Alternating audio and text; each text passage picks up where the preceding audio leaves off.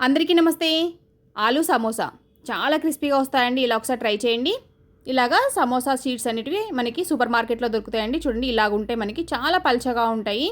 మనం నార్మల్గా కూడా ఇంట్లో కూడా చేసుకోవచ్చు చపాతీతోటి. అలా కూడా మన ఛానల్లో ఉంది. అలా కూడా ట్రై చేసుకోవచ్చు. లేకపోతే మీరు అప్పటికప్పుడు కావాలనుకుంటే ఇలాగ ట్రై చేసుకోవచ్చు. దీనికి ఆలు కోసం మనం స్టఫింగ్ చేసుకోవాలి కదా. ఆలు స్టఫింగ్ చూద్దాం ఎలా చేసుకోవాలనేది. ఆయిల్ పెట్టుకొని జీలకర్ర, ఆవాలు, పచ్చిమిర్చి, అల్లం వీటన్నిటిని మంచిగా వేయించుకోవాలి. ఇలాగ వేయించుకున్న తర్వాత ఇందులోకి పచ్చి బఠానీలు వేసుకోవాలి. పచ్చి బఠానీలు ఉంటే బాగుంటుందండి స్టఫింగ్లో. ఇలాగ పచ్చి బఠానీలు కూడా మంచిగా ఒక 2-3 మినిట్స్ మంచిగా వేయించుకోండి.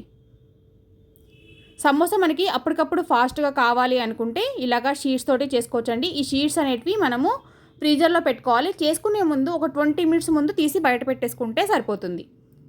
తర్వాత నిల్వ చేసుకోవడం మటుకు ఫ్రిడ్జ్లోనే నిల్వ చేసుకోవాలి. చేసుకునే ముందు మాత్రమే 20 మినిట్స్ ముందు తీసి పెట్టుకొని మనం సమోసాలు ప్రిపేర్ చేసుకోవచ్చు.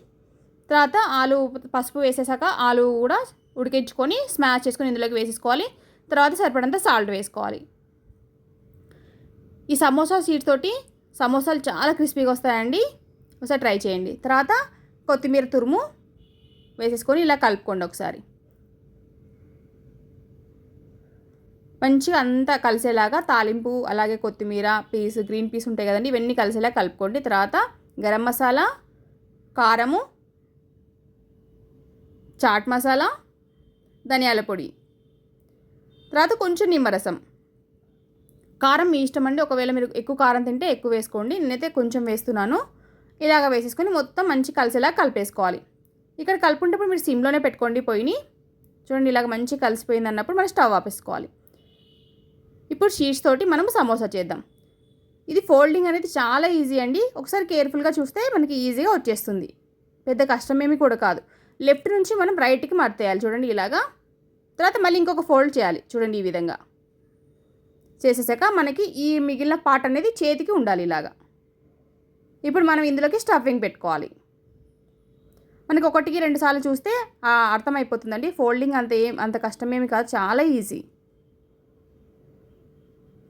ఇలాగ మొత్తం పెట్టేసుకొని స్టఫింగ్ పైది నీట్గా మనకి ఫోల్డ్ చేసుకోవాలి. చూడండి నేను చూపించిన విధంగా ఇటు సైడ్కి ఇట్లా చేయి పెట్టేసుకొని బయటికి రాకుండా స్లోగా ఇట్లా క్లోజ్ చేసుకొని కింద పెట్టేసుకోండి. నిదానంగా పెట్టేసుకొని ఇప్పుడు గోధుమ పిండిలో కొంచెం వాటర్ కలిపి పెట్టుకోండి. ముందే ఆ పేస్ట్ని ఇక్కడ అప్లై చేసుకోవాలి.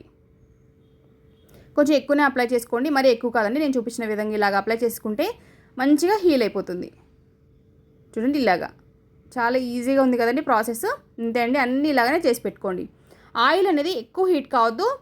మీడియం హీట్లో ఉన్నప్పుడు మనం సమోసాలు వేయించుకోవాలి నిదానంగా.